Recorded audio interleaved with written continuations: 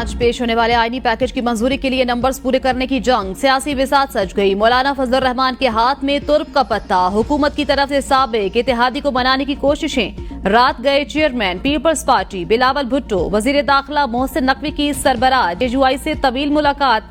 बिलावल भुट्टो ने रवानगी से कबल विक्ट्री का निशान बना दिया। मौलाना फजलुर रहमान ने बिलावल भुट्टो और मोहसिन नकवी को खुद अलविदा कहा।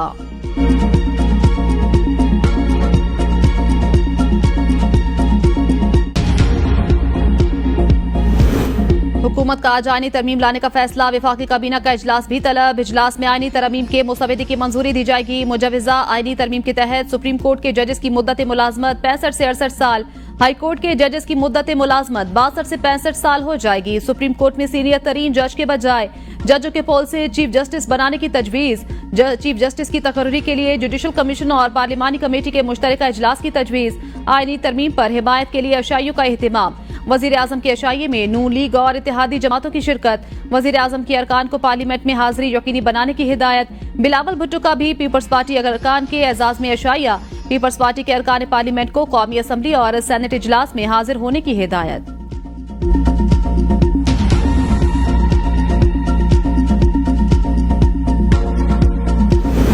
आईनी तरमीम से कबल जोड़ तोड़ की सियासत अरूज पर। 8 अरकान की हिमायत हासिल करने के लिए मौलाना फजलुर रहमान सबकी तवज्जो का मरकज बन गए।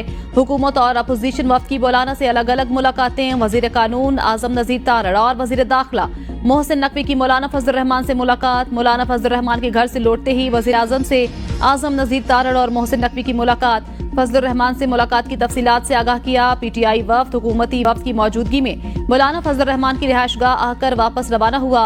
हुकूमती वफ्द के जाते ही तहरीक इंसाफ का वफ्द मौलाना फजलुर रहमान के घर दोबारा पहुंचा। मौलाना फजलुर रहमान ने पीटीआई वफ्द का इस्तकबाल किया। वफ्द में उमर अजूब, शिबली फराज, असद कैसर और साहबजादा हामिद रजा शामिल थे। मुलाकात के बाद अपोजिशन लीडर उमर अजूब ने मौलाना फजलुर रहमान से मुलाकात के बाद बड़ा दावा कर दिया। मीडिया से गुफ्तगू में कहा, हुकूमत आईनी तरमीम के लिए तादाद पूरी नहीं कर सकेगी।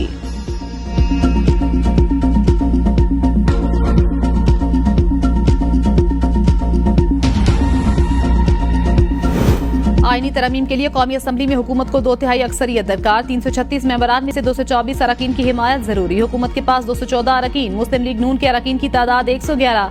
NA 171 रहीम जाल खान से कामयाब। MNA मखदूम ताहिर के हलफ उठाने पर पीपल्स पार्टी के अरकान की तादाद 69 हो गई। MQM पाकिस्तान 22, काफ लीग 5, इस्तेहकाम पार्टी 4, मुस्लिम लीग ज़िया, नेशनल पार्टी और बलोचिस्तान अवामी पार्टी का एक रुकन शामिल। अपोजिशन अरकान की तादाद 99। सुन्नी इत्तेहाद कौंसिल 80, आजाद अरकान 2, जेजुआई फे 8 अरकान के साथ मौजूद। BNP मेंगल, मजलिस वहदत अल मुस्लिमीन और पश्तूनख्वा मिली अवामी पार्टी का एक रुकन शामिल। सेनेट में 2/3 अक्सरियत के लिए दरकार नंबर 64। हुकूमती इत्तेहाद की तादाद 59। पीपल्स पार्टी के अरकान की तादाद 24। मुस्लिम लीग नून 19, BAP 4, MQM और ANP के 3 अरकान। PTI के सेनेटर्स की तादाद 17। हामिद खान सुन्नी इत्तेहाद कौंसिल के मेंबर।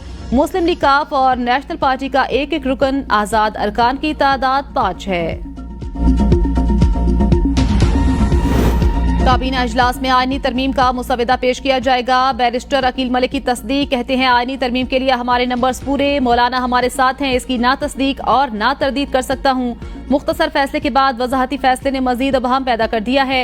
मैं अब भी इस बात पर कायम हूँ। 41 अरकान आजाद हैं। कोई शख्स सर्टिफिकेट जमा कराने के बाद अदालत के जरिए तब्दील नहीं करा सकता। सुप्रीम कोर्ट की इलेक्शन कमीशन को मखसूस नशिस्तों के फैसले पर फौरी अमल दरामद की हिदायत। पार्टी सर्टिफिकेट जमा कराने वाले PTI के कामयाब अरकान, उन्हें कौमी और सूबाई असम्बलियों में PTI पार्लिमानी पार्टी का हिस्सा समझा जाएगा। इलेक्शन कमीशन का तहरीक इंसाफ अरकान के सर्टिफिकेट तस्लीम न करना सरासर गलत। इलेक्शन कमीशन की उभाम की दरखास्त पर मखसूस नशिस्तों के केस में अक्सरियती फैसला देने वाले 8 जजेस की वजाहत जारी। फैसले में कहा, 12 जुलाई के फैसले में कोई उभाम नहीं। इलेक्शन के वक्त डिक्लेरेशन जमा कराने वाला उसी पार्टी का रुकन तस्वर होगा। बाद में आने वाला कोई एक्ट उनकी हैसियत खत्म नहीं कर सकता। इन अरकान का मामला पास्ट एंड क्लोज ट्रांजैक्शन तस्वर होगा। ये तमाम अरकान आईनी और कानूनी तकाजों के लिए PTI अरकान ही तस्वर होंगे।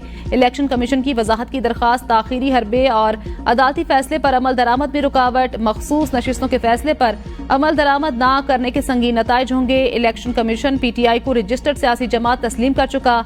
इलेक्शन कमीशन वजाहत के नाम पर पोजीशन तब्दील नहीं कर सकता। इलेक्शन कमीशन ने खुद बैरिस्टर गोहर को पार्टी चेयरमैन तस्लीम किया। इलेक्शन कमीशन ने दरखास्त में कंफ्यूजन पैदा करने की कोशिश की। इलेक्शन कमीशन ने 41 अरकान से मुतल्लिक वजाहत वजाहत के लिए सुप्रीम कोर्ट से रुजू किया था।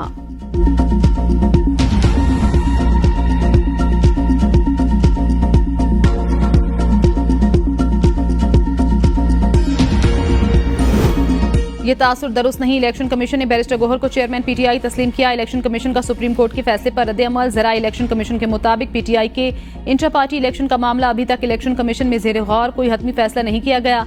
इलेक्शन कमीशन ने हमेशा मामले को जल्द निपटाने की कोशिश की। पीटीआई ने बार बार ताखीरी हरबे इस्तेमाल किए।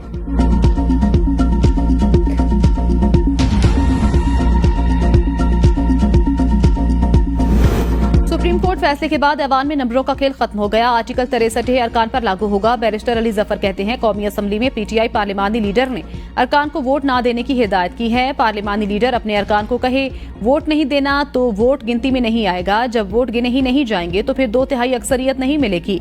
शिबली फराज ने कहा, सुप्रीम कोर्ट फैसले में वाज़ेह कहा गया, इलेक्शन कमीशन वक्त जाया कर रहा है। सुप्रीम कोर्ट ने इलेक्शन कमीशन पर चार्जशीट भी लगाई। रहीम यार खान में इंतखाब हुआ और आज सुबह भी उनको नोटिफाई कर दिया गया। इलेक्शन कमीशन ने साफ और शफाफ इंतखाबात कराने में बुरी तरह नाकाम हुआ।